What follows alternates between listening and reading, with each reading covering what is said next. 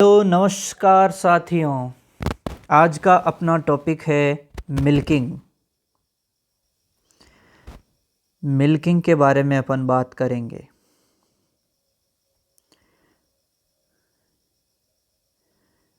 आज का अपना टॉपिक है मिल्किंग।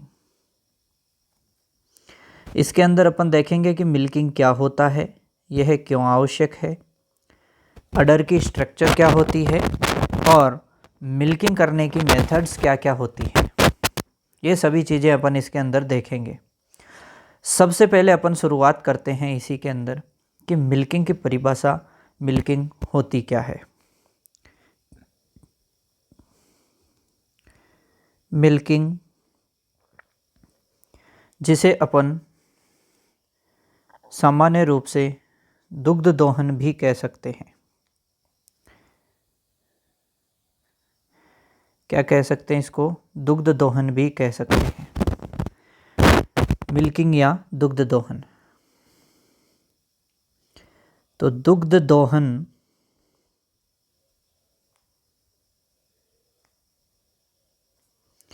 यानी कि मिल्किंग वह क्रिया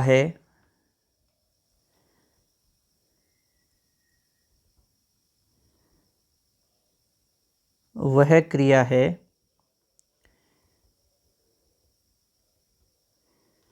जिसके द्वारा अडर से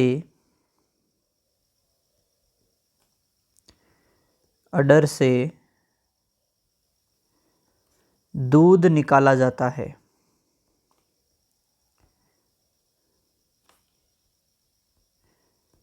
अडर से क्या किया जाता है? दूध निकाला जाता है।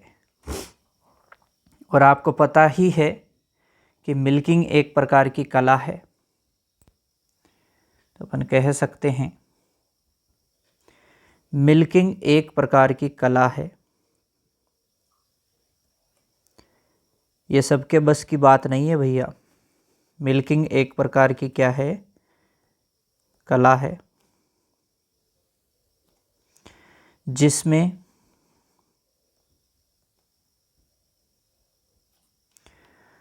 अपने को क्या क्या चाहिए? प्रतिभा, धैर्य व अनुभव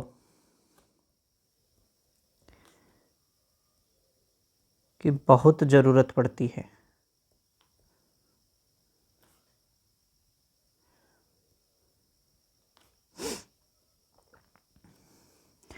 मिल्किंग या दुग्ध दोहन वह क्रिया है जिसके द्वारा अडर से क्या किया जाता है? दूध निकाला जाता है। और ये एक प्रकार की कला है जिसमें प्रतिभा, धैर्य व अनुभव की बहुत ही ज़्यादा ज़रूरत पड़ती है। मतलब हर कोई मिल्किंग नहीं कर सकता। ठीक है दोस्तों, चलिए आगे बात करते हैं कि मिल्किंग, दुग्ध दोहन के उद्देश्य क्या है। इसके क्या उद्देश्य है, मिल्किंग क्यों की जाए? तो purpose of milking, purpose of milking, इसके अंदर बात करेंगे दुग्ध दोहन के उद्देश्य।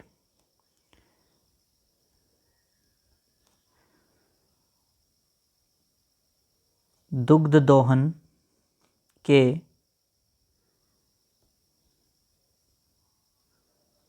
उद्देश्य।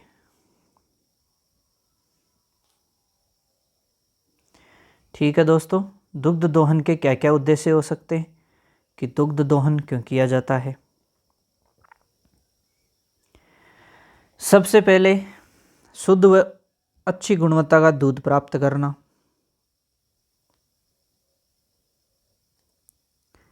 शुद्ध व अच्छी गुणवत्ता का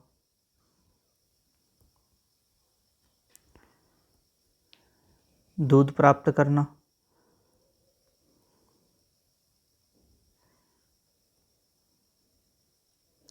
शुद्ध व अच्छी गुणवत्ता का दुग्ध प्राप्त करना। दूसरी बात, दूध बेच करके आर्थिक लाभ प्राप्त करना, आर्थिक लाभ प्राप्त करना। इसके अलावा और क्या बोल सकते हैं अपन कि मान लो अगर दूध नहीं निकाले तो क्या होगा, दूध नहीं निकालेंगे तो पशु को नुकसान होगा, क्योंकि उसके जो दुग्ध स्रावी तंत्र है उसको क्या पहुंचेगी, क्षति पहुंच सकती है ना। तो दूध निकालेंगे जिससे उसको क्षति से बचा सके। तो ये भी अपन लिख सकते हैं कि दूध नहीं निकालने पर, दूध नहीं निकालने पर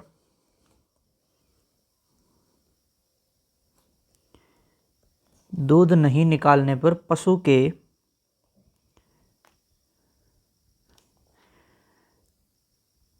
के दुग्ध स्रावी तंत्र को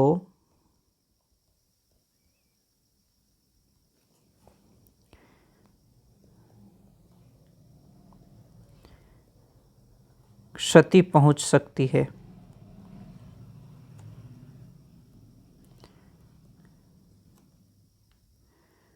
दुग्ध स्रावी तंत्र को क्या हो सकती है, क्षति पहुंच सकती है। अतः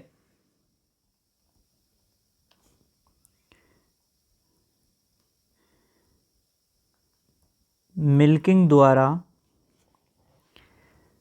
पशु के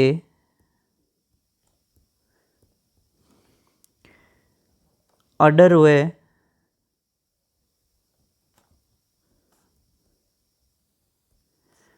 व टीट्स को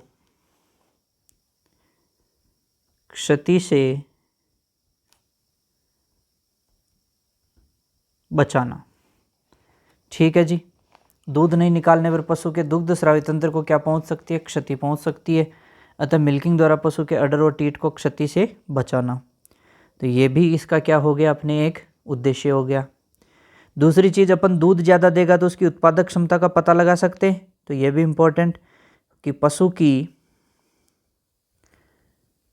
उत्पादन क्षमता का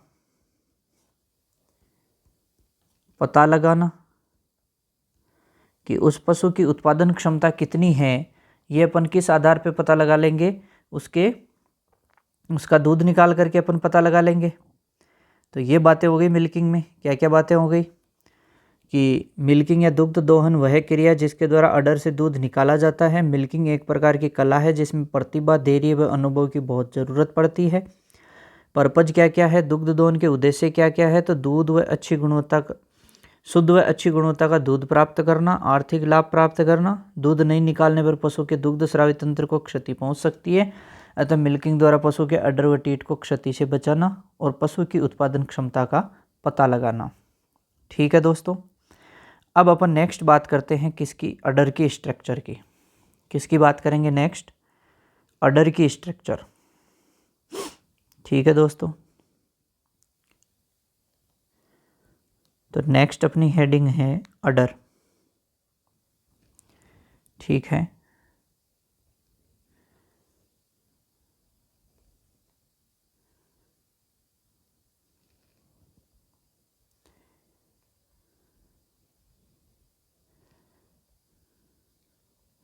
ये है अडर। अडर की संरचना की बात करेंगे अपन। ठीक है। देखिए,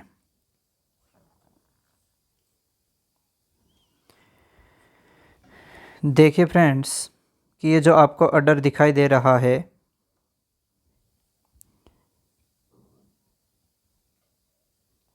इतनी देर में तो बना देते गुरुजी। चलो अब यहीं रहने दो इसको। ये जो अपने को अडर दिखाई दे रहा है, इस अडर में देखते हैं कि इसके स्ट्रक्चर के अंदर क्या क्या चीज़ें होती हैं। ये अपने को थोड़ा ध्यान से देखना है। ठीक है साहब। चलिए, अडर में क्या होता है दोस्तों, अडर में सबसे पहले मैं अगर बात करूँ तो अडर, जैसे अपने गाय भैंस की बात करें तो अडर में कितने क्वार्टर होते हैं, 4 क्वार्टर होते हैं। ठीक है। ये जो 4 क्वार्टर बटे होते हैं अडर के, ये एक मेम्ब्रेन के द्वारा बटे होते हैं। एक मेम्ब्रेन होती है जो अडर को कितने क्वार्टर में बांट के रखती है, 4 भागों में बांट के रखती है। ये इस तरीके से मेम्ब्रेन होती है जो कि अडर को कितने भागों में बांट के रखती है, 4 भागों में बांट के रखती है। ठीक है, तो 4 भागों में इसको बांटती है मेम्ब्रेन।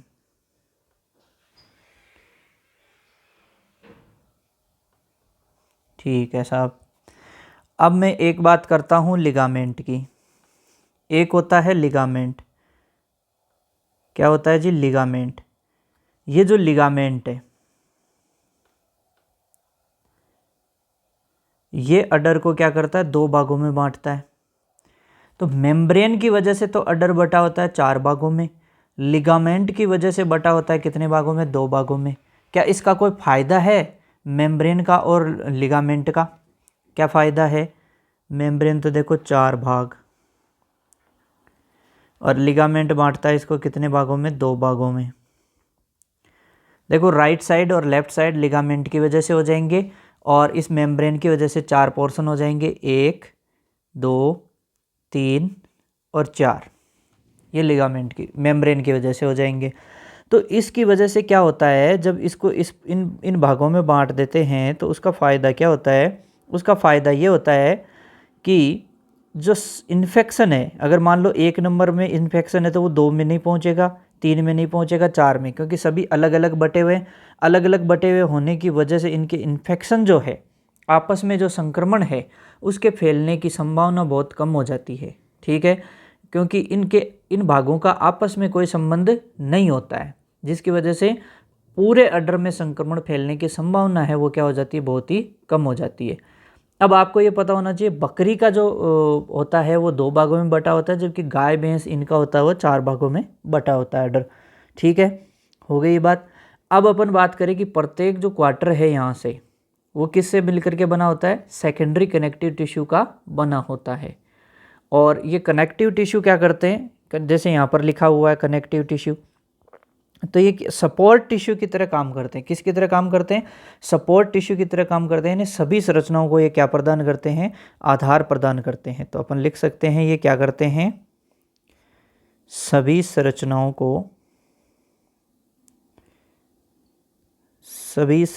को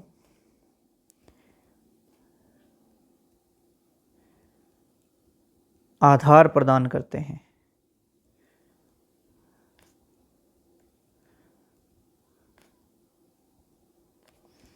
सभी संरचनाओं को ये क्या प्रदान करते हैं, आधार प्रदान करते हैं। चलो अच्छी बात है। अब इसके अलावा बात करें तो सबसे ऊपर क्या चीज़ है जी, लोब्यूल्स है। तो लोब्यूल्स होती है ये एक छोटा सा, जैसे कि यहाँ से बात करें तो ये एक लोब्यूल्स है, इतनी, ये एक लोब्यूल्स हो गई। ठीक है, ये एक लोब्यूल्स है। और ये जैसे लोब्यूल्स है ये कई सारे लोब्यूल्स जो है मिलकर के, जैसे कि एक लोब्यूल है, दूसरी, तीसरी, चौथी, ऐसे मिलकर के, तो लोब्यूल्स मिलकर के किसका निर्माण करती है, लोब का निर्माण करती है। लोब्यूल्स मिलकर के किसका निर्माण करती है, लोब का निर्माण करती है। ठीक है जी, लोब्यूल्स मिलकर के किसका निर्माण करती है, लोब का निर्माण करती है। अब ये ध्यान रहे कि लोब के अंदर होती है लोब्यूल, लोब के अंदर लोब्यूल, और लोब्यूल के अंदर क्या मिलेगी अपने को, एल्विलाई। एल्विलाई किस तरीके की, इस तरीके से कुपिका रूपी एक संरचना होती है। एल्विलाई क्या होती है, कुपिका रूपी संरचना होती है। अगर मैं एल्विलाई की संरचना साइड में बनाऊं बाहर की तरफ, किसकी संरचना, एल्वियोलाई की, अगर मैं एल्वियोलाई या एल्वियोलस को साइड में बनाऊं तो मैं आपको दिखाऊंगा कि किस तरीके से ये जो यहाँ बना देता हूँ एक संरचना, ये मान लो मैंने यहाँ इस जगह पे बना दी, मान लो ये एक एल्वियोलाई हो गई। ठीक है, ये एल्वियोलाई जो है इसके अंदर होती है मिल्क सिक्रेटरी सेल्स होती है। एल्वियोलाई के अंदर क्या होती है, एल्वियोलाई के अंदर होती है मिल्क सिक्रेटरी सेल्स। एल्वियोलाई के अंदर होती है मिल्क सिक्रेटरी सेल्स।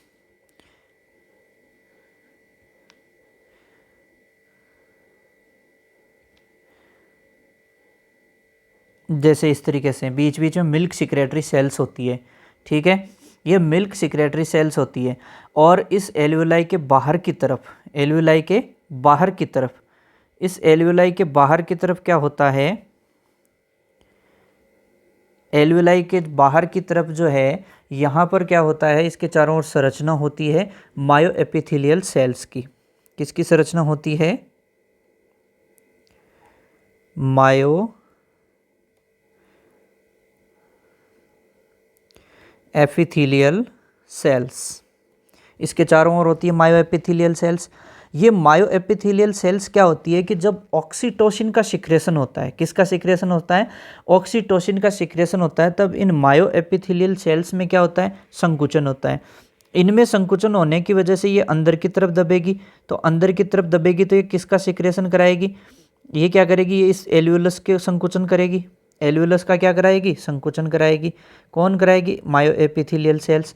और इन मायो एपिथेलियल सेल में संकुचन की वजह से एल्वियोलस का संकुचन हुआ, और एल्वियोलस का संकुचन होने की वजह से इन मिल्क सिक्रेटरी सेल्स से क्या होता है? मिल्क जो है वो सिक्रेट होकर के ऐसे इनमें स्पेस जो है यहाँ बाहर आ जाता है। मिल्क सिक्रेट होता है इन कहाँ से? मिल्क सिक्रेटरी सेल्स से। तो मिल्क का जो यहाँ से लेट डाउन हुआ, मिल्क का जो लेट डाउन हुआ वो किसकी वजह से हुआ? ऑक्सीटोसिन हार्मोन की वजह से हुआ। ठीक है। और यहाँ पर एक बात बता दूं कि क्या होती है? मिल्क सिक्रेटरी सेल्स होती है।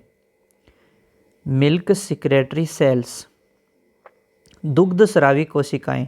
तो नाम से ही स्पष्ट है, दुग्ध स्रावी कोशिकाएं हैं तो क्या करेगी? दूध का निर्माण करेगी। एक तो दुग्ध निर्माण, इनका काम क्या होता है?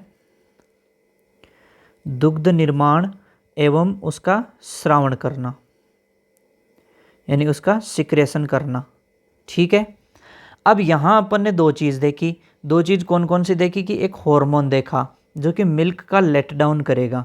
तो यहाँ अपन लिख सकते हैं कि एक मिल्क का एक हार्मोन होता है जो मिल्क का क्या करता है? लेट डाउन करता है। ठीक है, ओके। तो एक हार्मोन होता है जो मिल्क का लेट डाउन करता है, तो यहाँ मैं लिख सकता हूँ मिल्क लेट डाउन।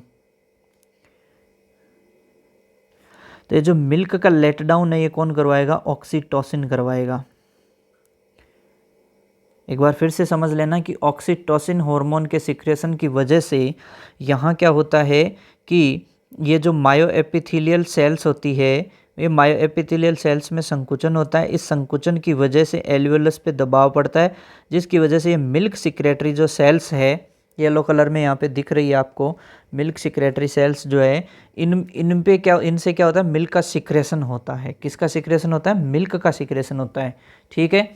और milk let down hormone oxytocin कहलाता है। एक और हार्मोन यहाँ पे याद रख लेना, मिल्क होल्डिंग जो हार्मोन होता है, मिल्क होल्डिंग जो हार्मोन होता है, मिल्क होल्डिंग हार्मोन होता है एपिनेफ्रिन, यानी रोक के जो रखता है, दूध को जो रोक के रखता है वो हार्मोन होता है एपिनेफ्रिन। ठीक है दोस्तों।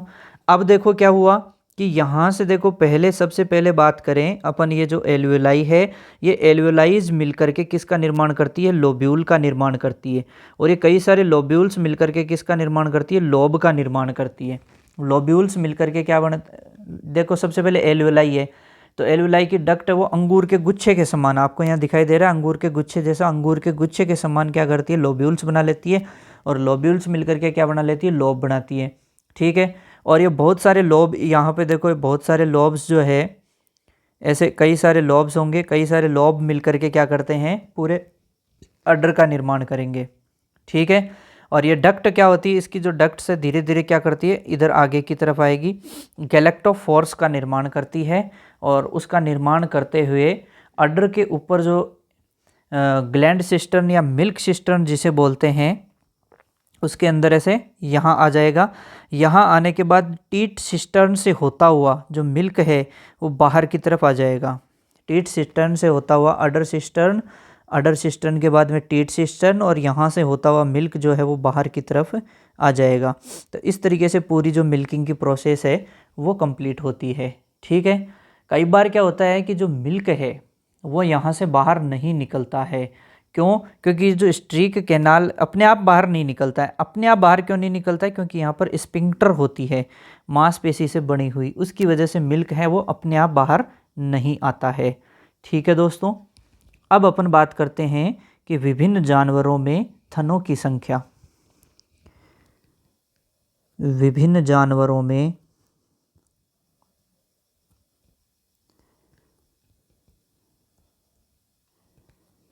विभिन्न जानवरों में थनों की संख्या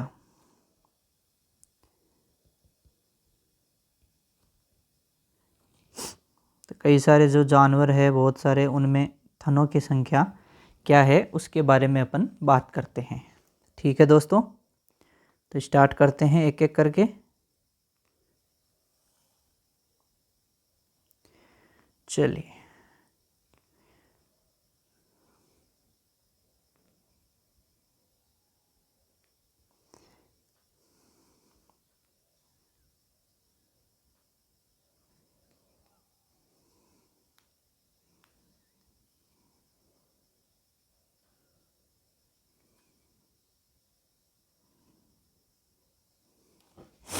चलिए, यहाँ से एक तरफ ले लेंगे अपन जानवर, इधर थनों की संख्या, और लास्ट में ले लेंगे कि प्रत्येक थन के अंदर टीट कैनाल की संख्या कितनी है। तो यहाँ सबसे पहले अपन ले लेंगे जानवर। ठीक है, यहाँ बात करेंगे थनों की संख्या।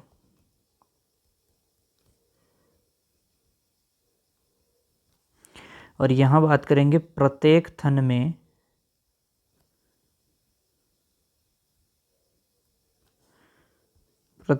में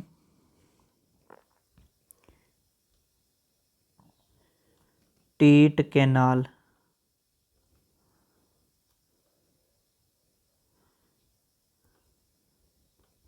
की संख्या। चलिए शुरू करते हैं। सबसे पहले अपन बात करेंगे गाय, फिर बात करेंगे भैंस और ऊँटनी। गाय, भैंस और ऊँटनी में देखें तो इनमें सब में थनों की संख्या 4 होती है, और प्रत्येक थन में जो टीट कैनाल है उसकी संख्या होती है 1। दूसरी अपन बात करते हैं दोस्तों भेड़ बकरी की। दूसरी यहाँ पर बात करेंगे भेड़ बकरी की। तो सभी को पता है भेड़ और जो बकरी होती है उनमें थनों की संख्या कितनी होती है, 2 होती है, जबकि टीट कैनाल प्रत्येक टीट में कितनी होती है, 1 होती है। ठीक है, फिर अपन नेक्स्ट बात करेंगे किसकी, घोड़ी की। नेक्स्ट जो है अपन बात करेंगे किसकी, घोड़ी की।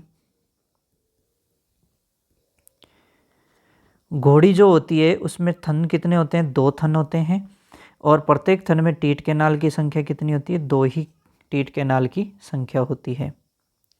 ठीक है, फिर इसके बाद बात करेंगे अपन किसकी, सुअरी की। सुअरी जो होती है इसमें थनों की संख्या बहुत ज़्यादा होती है, 14 होती है, और प्रत्येक थन में टीट कैनाल कितनी होते हैं, 2 होती है। ठीक है, और लास्ट अपन बात करेंगे किसकी, कुतिया की। ठीक है, कुतिया के 10, देखो सुअरी और कुतिया बच्चे भी ज़्यादा पैदा करते हैं, इसलिए टीट थनों की संख्या भी क्या है, ज़्यादा है।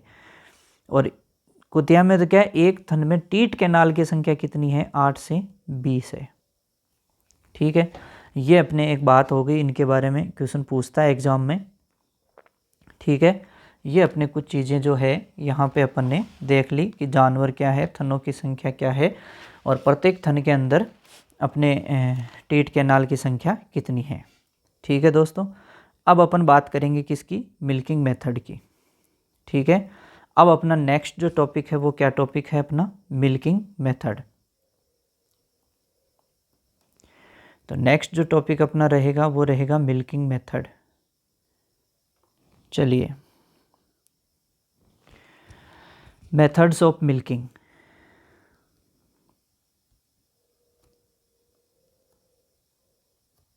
मेथड्स ऑफ मिल्किंग, दुग्ध दोहन की विधियां। और 2 मेथड होती है सबसे इम्पोर्टेंट इसकी। कितनी विधियां होती है, 2 विधियां होती है। ठीक है, सबसे पहले होती है यहाँ पर कौन सी, हैंड मिल्किंग। कौन कौन सी होती है, एक तो होती है हैंड मिल्किंग, एक तो होती है हैंड मिल्किंग, और दूसरी होती है आपके मशीन मिल्किंग। दूसरी होती है मशीन मिल्किंग। ठीक है दोस्तों, तो यहाँ मैं बात करता हूँ सबसे पहले हैंड मिल्किंग की, कि जो हैंड मिल्किंग है उसके अंदर क्या क्या बातें हैं वो अपन जानेंगे। ठीक है, हैंड मिल्किंग। तो दोस्तों जो हैंड मिल्किंग है, हैंड मिल्किंग में क्या होता है कि ये भारत में सबसे ज़्यादा यही मेथड प्रचलित है। पहली बात तो भारत में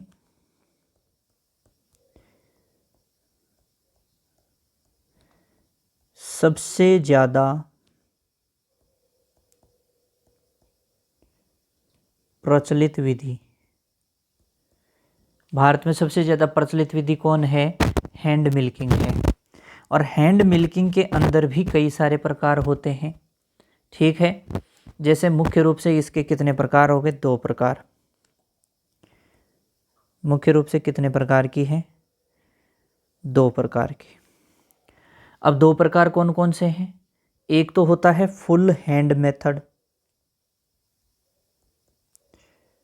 यानी पूरे हाथ से, फुल हैंड मेथड। और दूसरी होती है स्ट्रिपिंग। एक तो होती है फुल हैंड मेथड और दूसरी होती है स्ट्रिपिंग। पहले बात करेंगे फुल हैंड मेथड की।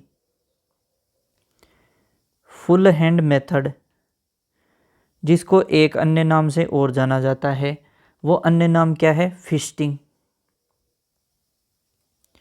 क्या है? फिस्टिंग।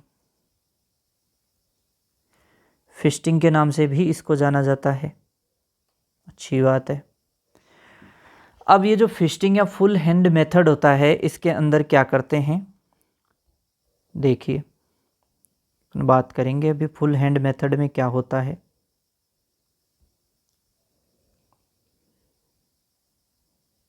देखिए, यह है फुल हैंड मेथड का अपने पास डायग्राम।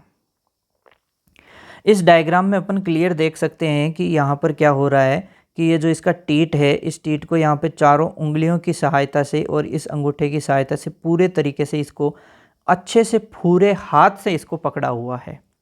पूरे हाथ से इसको क्या किया हुआ है? पकड़ा हुआ है।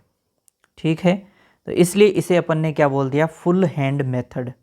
ठीक है, और ये जो फुल हैंड मेथड है इसके बारे में बात करते हैं। चारों अंगुलियों आपको दिखाई दे रही, ये रही चारों अंगुलियां यहाँ पर। चारों अंगुलियों और हथेली के मध्य, ये रही आपको हथेली दिखाई दे रही है। हथेली और उंगलियों के मध्य क्या कर लिया अपन ने? थन को ऊपर से नीचे खींचा जाता है। ठीक है, तो इसके बारे में लिख सकते हैं अपन कि चारों अंगुलियों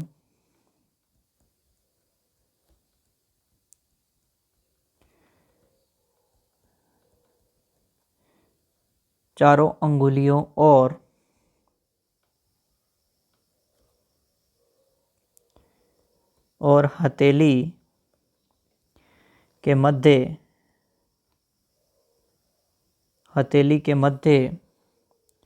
थन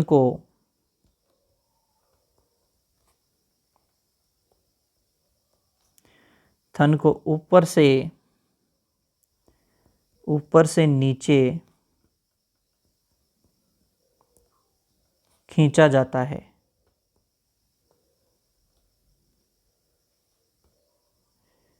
थन को कहाँ खींचा जाता है भैया? ऊपर से नीचे खींचा जाता है।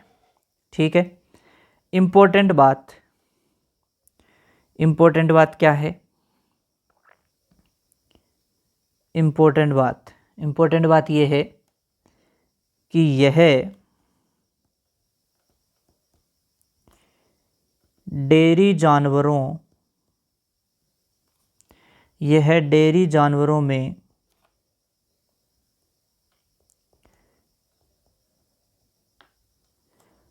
दूध दोहन की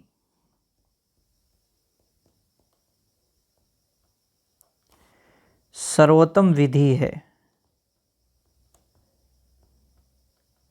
डेयरी जानवरों में दूध दोहन की ये कैसी विधि है? सर्वोत्तम विधि है। ये क्वेश्चन पूछ सकता है भैया कि सर्वोत्तम विधि कौन सी है, तो ये अपन देख लेंगे कि सर्वोत्तम विधि यहाँ पर फुल हैंड मेथड या फिस्टिंग को बोला है। ठीक है, लेकिन यहाँ अपने को ये बात ध्यान में रखनी है कि कई बार क्या करते हैं कि कुछ लोग क्या करते हैं कि इस विधि के अंदर, कई बार कुछ लोग क्या करते हैं इस विधि के अंदर एक गलत आदत डेवलप कर लेते हैं। गलत आदत डेवलप किस तरीके से कर लेते हैं, देखिए इधर ये आपको डायग्राम में दिखाई दे रहा है कि गलत आदत किस तरीके से विकसित कर लेते हैं। देखो इसमें क्या करते हैं, आपको पता है उस वाले में तो चारों उंगलियों को हाथ में और हथेली के बीच में उसको टीट को लेते हैं, लेकिन कई बार लोग क्या करते हैं, देखो अंगूठे को, किसको, अंगूठे को बेंड करके अंगूठे से जोर लगाते हैं टीट पे। किससे जोर लगाते हैं, अंगूठे से जोर लगाते हैं, और अंगूठे से जोर लगाते हैं। ये एक गलत आदत है, ये एक विधि नहीं है मिल्किंग की। कई किताबों में लिखा होता है कि मिल्किंग की विधि 3 विधियां होती है। 3 विधियां नहीं, विधियां 2 ही होती है। ये एक गलत आदत है, इसे अपन विधि नहीं बोल सकते, इसे अपन गलत आदत बोल सकते हैं। ठीक है दोस्तों, तो इसके बारे में अपन नोट लगा के लिखते हैं। इससे पहले अगली इस फोटो को थोड़ा आगे खिसका के आते हैं। चलिए, तो इसको थोड़ा इधर कर देते हैं। चलिए, ताकि नोट के बारे में आप लिख सको। नहीं, ये कह रहा है मैं यहीं रहूँगा। चलो भाई, यहीं बैठा रहे, हम नोट उधर लगा लेंगे। चलो, नोट,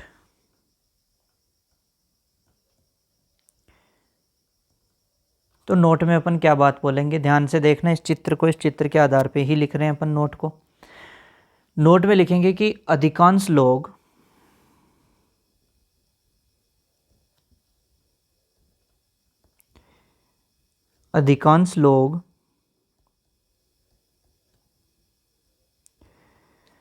पूर्ण हस्त विधि में, अधिकांश लोग पूर्ण हस्त विधि में क्या करते हैं, गलत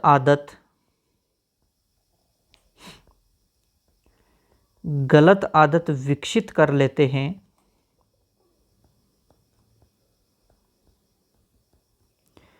गलत आदत विकसित कर लेते हैं तथा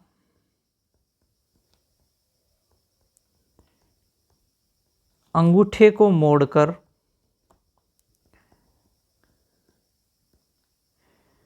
अंगूठे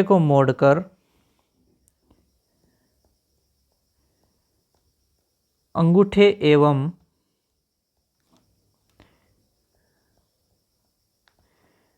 अंगुलियों के मध्य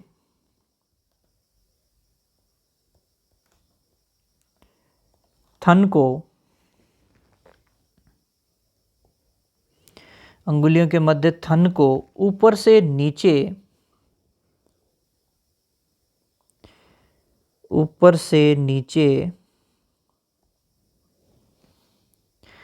खींचते समय, ऊपर से नीचे खींचते समय अंगूठे से दबाव डालते हैं। ये इंपॉर्टेंट है। दबाव किससे डालते हैं, अंगूठे से दबाव डालते हैं।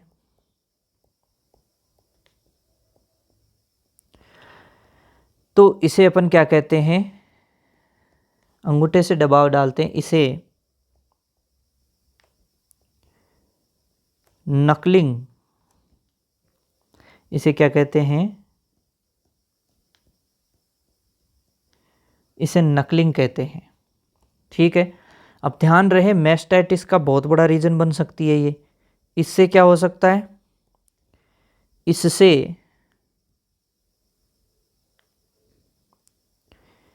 इससे थनों में गांठ पड़ सकती है।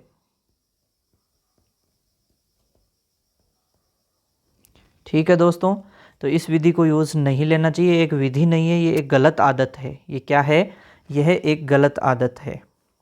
ठीक है, ये ध्यान रखें, इसका नाम इम्पोर्टेंट है, एग्ज़ाम में पूछा जाता है इसे, तो अपन हाईलाइट कर देते हैं थोड़ा सा। इसको क्या कहते हैं भैया? नकलिंग कहते हैं इसको। ठीक है, क्या कहते हैं इसे? नकलिंग कहते हैं। डायग्राम आपने देख लिया। फुल हैंड मेथड में देखो इस तरीके से थनों को पूरे यहाँ से चारों उंगलियों और हथेली के बीच में रखा जाता है, लेकिन यहाँ से क्या करते हैं, इस मेथड, ये मेथड नहीं है, उसी में एक गलत आदत विकसित हो जाती है और अंगूठे से क्या करते हैं, जोर लगाते हैं, जिसकी वजह से गांठ पड़ सकती है। उसकी वजह से क्या हो सकता है, उसकी वजह से दिक्कत हो सकती है मैस्टाइटिस की। ठीक है दोस्तों, अब नेक्स्ट जो है, नेक्स्ट अपने आएगी कौन सी विधि आएगी? अब आएगी स्ट्रिपिंग। नेक्स्ट है जो यहाँ पे फर्स्ट अपन ने लिखा फुल हैंड मेथड और दूसरी लिखी ना स्ट्रिपिंग, तो नेक्स्ट चलेगी अब कौन सी? स्ट्रिपिंग।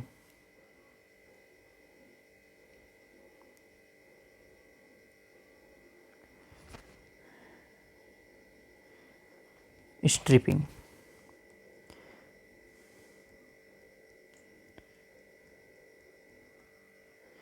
स्ट्रिपिंग को अपन चुटकी विधि भी कहते हैं। इसको दूसरे नाम से किससे जाना जाता है? चुटकी विधि से। किस नाम से भी जाना जाता है स्ट्रिपिंग को? चुटकी विधि से। देखो इस स्ट्रिपिंग या चुटकी विधि के अंदर क्या होता है, यहाँ जो उंगली है, उंगली के आगे का जो टिप होता है, उन टिप से देखो, या उंगली और अंगूठे के जो आगे के टिप्स है, उन टिप से पकड़ करके, जिनको अपन टपोरिये कहते हैं, उंगलियों के टपोरिये से पकड़ के निकाल देते हैं दूध। ठीक है, ये कब काम आती है? या तो जब थन छोटे हो, दूसरी चीज़, या फिर जब लास्ट मशीन से मिल्किंग करी तो लास्ट में बचा हुआ दूध हो, या फिर भेड़ बकरियों में दूध दोहन की विधि है। ठीक है, तो इसके अंदर अपन लिखते हैं। चलिए सबसे पहले लिखेंगे अंगूठे व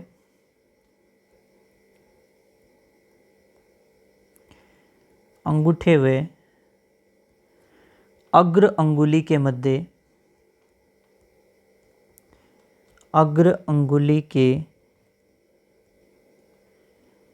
मध्य क्या होगा? थन को ऊपर से नीचे खींचा जाता है, के मध्य थन को ऊपर से नीचे खींचा जाता है। थन को ऊपर से नीचे खींचा जाता है। ध्यान रहे ये भेड़ बकरियों में दुग्ध दोहन की विधि है। पूछ ले कि भेड़ बकरियों में कौन सी विधि यूज करते हैं? भेड़ बकरियों में दुग्ध दोहन की विधि।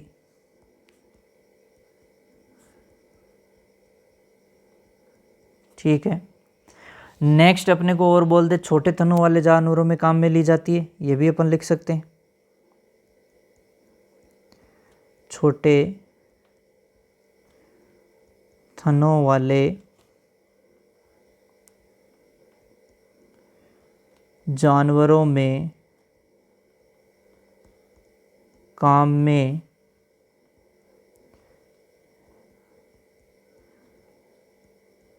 ली जाती है। ठीक है, इसके अलावा और क्या बोल सकते हैं कि मशीन मिल्किंग के पश्चात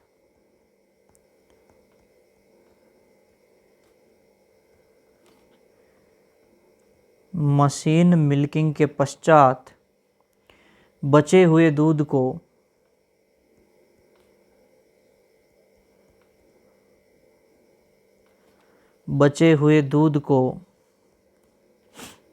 निकालने के लिए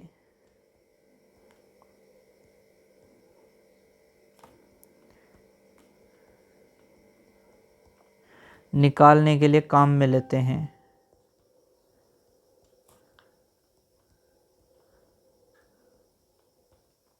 ठीक है, ये बातें हो गई जी किसके बारे में? स्ट्रिपिंग के बारे में। तो स्ट्रिपिंग हो गई है, अंगूठे व अग्र अंगुली के मध्य थन को ऊपर से नीचे खींचा जाता है। भेड़ बकरियों में दुग्ध दोहन की विधि है। छोटे तनों वाले जानवरों में काम में ली जाती है और मशीन मिल्किंग के पश्चात बचे हुए दूध को निकालने के लिए काम में लेते हैं। ठीक है जी, अब लास्ट टॉपिक जो यहाँ बचा है, सेकंड जो पार्ट है इसका, फर्स्ट देखो यहाँ पे एक बार फिर से दिखा देता हूँ मैं आपको कि स्टार्टिंग कहाँ से किया अपन ने, मेथड्स ऑफ मिल्किंग, जिसमें अपन ने हैंड मिल्किंग पढ़ चुके हैं, मशीन मिल्किंग अब अपने को पढ़नी है। हैंड मिल्किंग के अंदर दो थे, फुल हैंड और स्ट्रिपिंग, जिसमें फुल हैंड अपन ने देख लिया, इसके अंदर एक नोट लगा के बात देख ली, और स्ट्रिपिंग देख ली। अब अपने को क्या जानना है, अब अपने को सेकंड पार्ट है मशीन मिल्किंग। दो पार्ट थे इसके, तो सेकंड पार्ट है अब machine milking. Machine milking,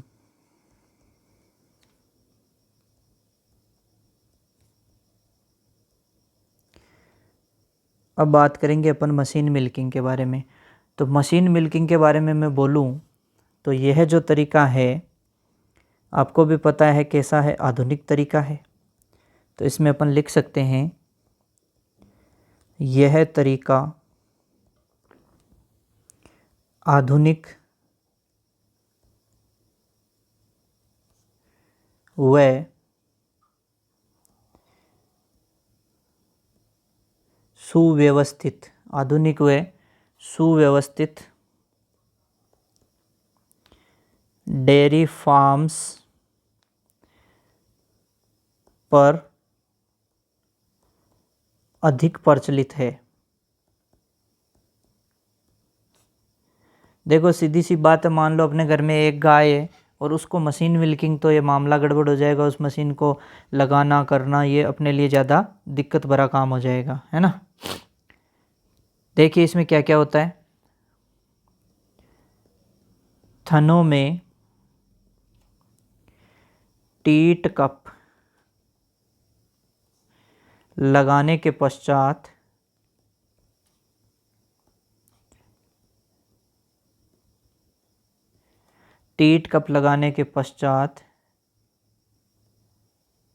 pulsator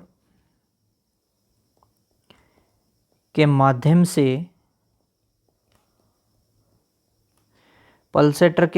से निर्वात एवं दबाव बारी बारी से काम में लेते हैं।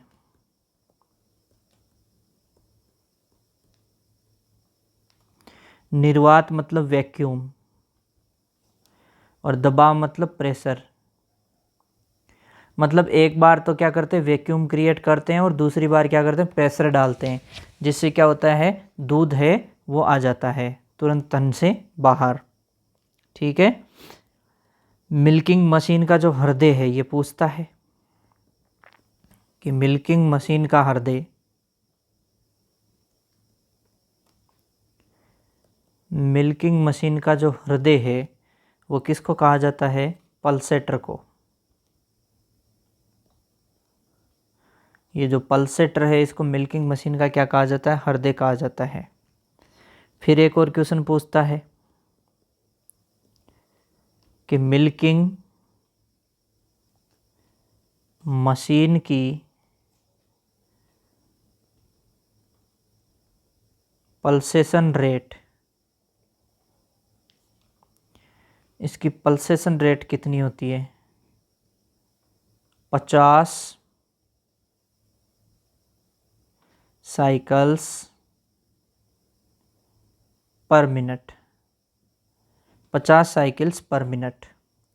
एवरेज बोलूँ तो 40 से 120 साइकिल्स पर मिनट हो जाएगी। ठीक है। और इसका पल्सेशन रेशियो क्या होता है, ये भी क्वेश्चन पूछ लेता है। Machine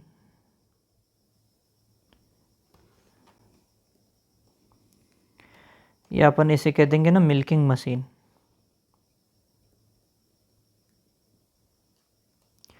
milking machine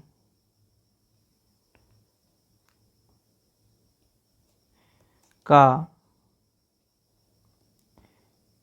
pulsation ratio,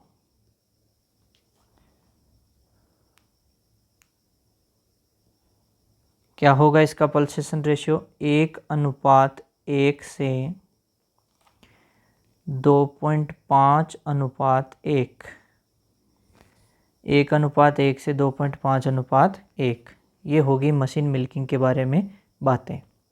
ठीक है, अब एक बार अपन फटाफट इसके बारे में कंप्लीट देख लेते हैं। जो आज की क्लास में अपन ने पढ़ा उन्हीं को एक बार फटाफट रिवाइज कर लेते हैं। चलिए शुरुआत से देख लेते हैं कि किसके बारे में अपन ने क्या क्या देखा है। ठीक है दोस्तों, तो यहाँ से शुरू की थी मिल्किंग। मिल्किंग में अपन ने क्या बोला? दुग्ध दोहन वह क्रिया है जिसके द्वारा अडर को दूध निकाला जाता है, और मिल्किंग एक प्रकार की कला है जिसमें प्रतिभा, धैर्य व अनुभव की बहुत ज़रूरत पड़ती है। मिल्किंग की क्या क्या पर्पज हो सकती है? तो शुद्ध व अच्छी गुणवत्ता का दूध प्राप्त करना, आर्थिक लाभ प्राप्त करना, दूध नहीं निकालने पर पशु के दुग्ध स्राव तंत्र को क्षति पहुंच सकती है, तो मिल्किंग द्वारा पशु के अडर व टीट को क्या करना? क्षति से बचाना, पशु की उत्पादन क्षमता का पता लगाना। फिर अडर की अपन ने टोटल स्ट्रक्चर देखी थी। यहाँ पे 4 क्वार्टर में कौन बांटता है? मेम्ब्रेन। 2 भागों में बाएं और दाएं में कौन बांटते हैं? Ligament. Milk secretory cells, oxytocin का स्रावण होता है जिसकी वजह से क्या होता है? ये मायो एपिथेलियल जो है, ये क्या होती है सेल्स, इनमें क्या होता है? संकुचन, जिससे क्या होता है?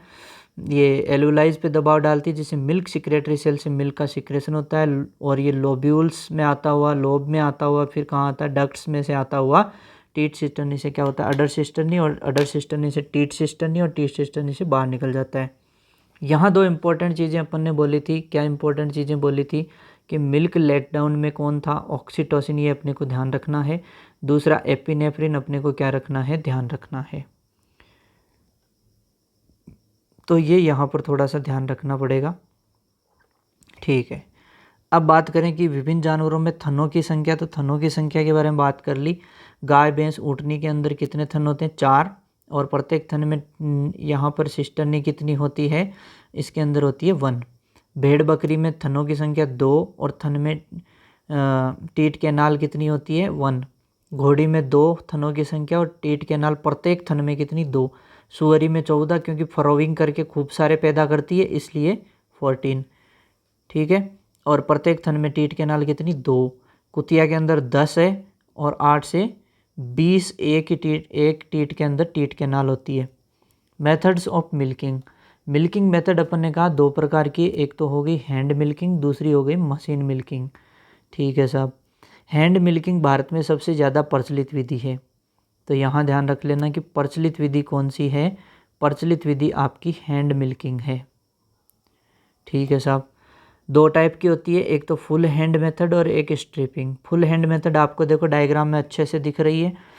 चारों अंगुलियों और हथेली के मध्य थन को ऊपर से नीचे खींचा जाता है, और डेयरी जानवरों की सर्वोत्तम विधि है। ध्यान रहे, कैसी विधि है ये? सर्वोत्तम विधि है। ये थोड़ा सा ध्यान रखें, इसका ख्याल रखें, सर्वोत्तम विधि है।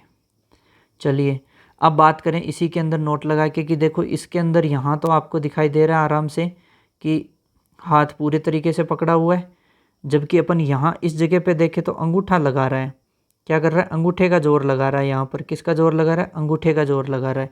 ठीक है, चलिए, और इसे क्या कहते हैं? नकलिंग कहते हैं। अंगूठे का जोर लगाता है तो इसलिए इसे क्या कहते हैं? नकलिंग। ध्यान रखें, बुरी आदत है। स्ट्रिपिंग, चुटकी विधि, अंगूठे अगर अंगुली के मध्य थन को ऊपर से नीचे की ओर खींचा जाता है। भेड़ बकरियों में दुग्ध दोहन की विधि छोटे थनों वाले जानवरों में काम में लेते हैं। मशीन मिल्किंग के पश्चात बचे हुए दूध को निकालने के लिए काम में लेते हैं। और लास्ट में ये आ गई मशीन मिल्किंग। आधुनिक और सुव्यवस्थित तरीका जो डेयरियाँ हैं उनके अंदर यूज करेंगे, पहली बात तो। ठीक है, दूसरी बात यहाँ ध्यान रहे कि क्या करता है? वैक्यूम और प्रेशर क्रिएट करता है। मेन इसका क्या रहता है? एक बार वैक्यूम और एक बार क्या क्रिएट करेगा? प्रेशर क्रिएट करेगा। ठीक है, और मशीन मिल्किंग का जो हार्ट है वो किसको कहा जाता है? वो इस पल्सेटर को कहा जाता है। किसको कहा जाता है? पल्सेटर को कहा जाता है। ध्यान रखें। फिर यहाँ से अपन बात करें कि इस पल्सेटर की पल्सेशन रेट कितनी होती है? तो वो होती है 50 साइकिल पर मिनट। पर मिनट, 1 मिनट में कितने साइकिल? 50 साइकिल। ठीक है, और एवरेज कितना होता है? 40 से 120 साइकिल्स। रेशियो क्या होता है इनका? 1:1 से 2.5 1:1। इस तरीके से ये अपने मिल्किंग मेथड वाला का चैप्टर कंप्लीट होता है। और ध्यान रखें दोस्तों, ज़्यादा से ज़्यादा वीडियो शेयर किया करो ताकि आपको कंप्लीट जानकारी और मिल सके। Thank you so much.